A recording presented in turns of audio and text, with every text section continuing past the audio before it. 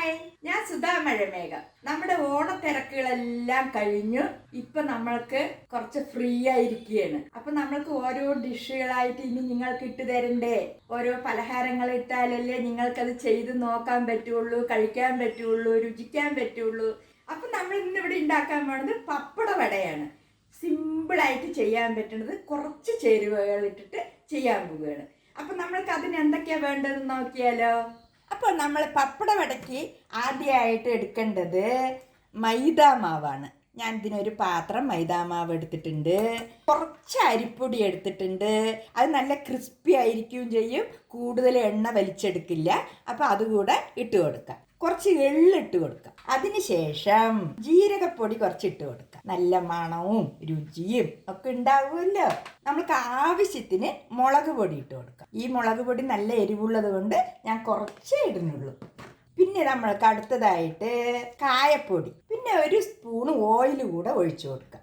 പിന്നെ ശകല ഉപ്പിട്ട് കൊടുക്കാം. എല്ലാം ഒന്ന് നന്നായിട്ട് മിക്സ് ആയ ശേഷം നമ്മൾക്ക് വെള്ളം ഒഴിച്ചിട്ട് കുഴയ്ക്കാം. നന്നായിട്ട് മിക്സ് ആയിട്ടുണ്ട്. ഇതിലേക്ക് നമ്മൾക്ക് അല്പാൽപ്പം വെള്ളം ഒഴിച്ചിട്ട് കുഴച്ചെടുക്കാം. കുറച്ചുകൂടി ഒഴിച്ചു കൊടുക്കാം. ചപ്പാത്തി മാവിൻ്റെ രൂപത്തിലായിരിക്കണം നമ്മൾക്ക് ഈ മാവ് കിട്ടേണ്ടത്. അപ്പോൾ നമ്മുടെ പപ്പടവടയ്ക്കുള്ള മാവ് റെഡി ആയിട്ടുണ്ട്. ഇതാ കണ്ടില്ലേ. ഇനി നമ്മൾക്കൊരു 10 മിനിറ്റ് സെറ്റാകാൻ നമ്മൾക്ക് വയ്ക്കാം.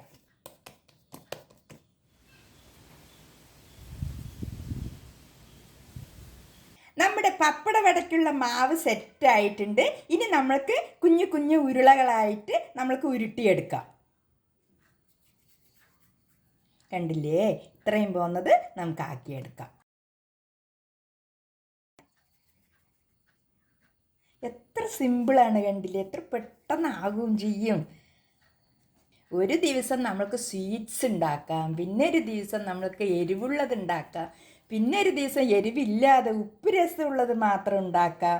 അങ്ങനെ എത്ര വെറൈറ്റി പലഹാരങ്ങളാണ് നമ്മൾക്ക് അറിയാവുന്നതെല്ലാം നമ്മൾ ചെയ്ത് നോക്കുക. നമ്മുടെ പപ്പടവടയ്ക്കുള്ള ഉരുളകളെല്ലാം റെഡി ആയിട്ടുണ്ട്. ഇനിയാണ് ഒരു ടെക്നിക്ക്. അപ്പോൾ നമ്മുടെ ചപ്പാത്തി മേക്കർ എടുത്തിട്ടുണ്ട്. ഒരു 2 കഷ്ണം ഇല, ഇതിൽ ശകല എണ്ണയൊക്കെ ഒന്ന് തടവി കൊടുത്ത ശേഷം നമ്മൾക്ക് ഈ ഒരു ഉരുള എടുത്തിട്ട് ഇതിൽ വെക്കുക. ഈ ഇലനെ കമഴ്ത്തി വെച്ച ശേഷം നമ്മൾക്ക് പതുക്കെ ഒന്ന് പ്രസ് ചെയ്ത് കൊടുക്കുക. കണ്ടില്ലേ, എത്ര കറക്റ്റായിട്ടാണ് വരുന്നത്. ഇത്ര തിന്നായിട്ട് മതി, അപ്പോഴേ നന്നായി മൊരിഞ്ഞ് കിട്ടുകയും ചെയ്യും. കണ്ടില്ലേ. അങ്ങനെ നമ്മൾക്ക് ഓരോന്നായിട്ട് പരത്തിയെടുക്കാം.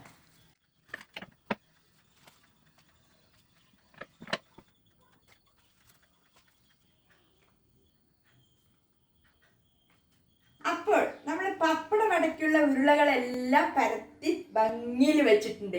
ഇനി നമ്മൾക്കിത് ഓരോന്നായിട്ട് വറുത്തെടുക്കാം.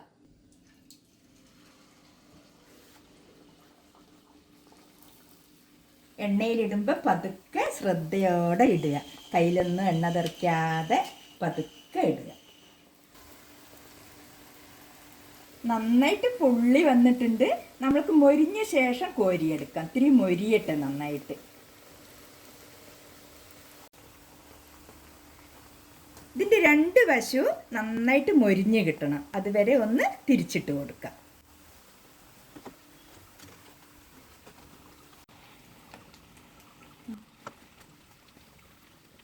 അപ്പം നമ്മുടെ പപ്പടവട നന്നായി മൊരിഞ്ഞ് വന്നിട്ടുണ്ട്. നമ്മൾക്കിതൊക്കെ എണ്ണയിൽ നിന്ന് കോരിയെടുക്കാം.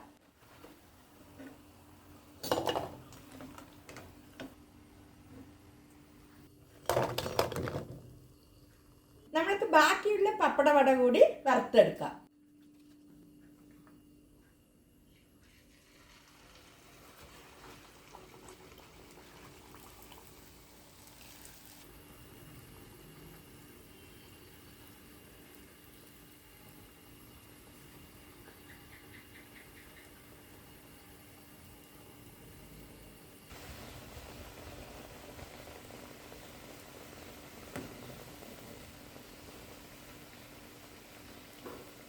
അപ്പം നമ്മുടെ പപ്പടവടയൊക്കെ മൊരിഞ്ഞ് വൃത്തിക്ക് രുചിയോടെ വന്നിട്ടുണ്ട്. അപ്പം നിങ്ങളെല്ലാവരും ഇതൊക്കെ ചെയ്ത് നോക്കുക. എത്ര സിമ്പിളാണ് കണ്ടില്ലേ? അപ്പോൾ നിങ്ങൾ അതൊക്കെ ചെയ്ത് നോക്കിയ ശേഷം അഭിപ്രായങ്ങൾ പറയണം. അപ്പോൾ ഇവിടെ എല്ലാം സിമ്പിളാണ്.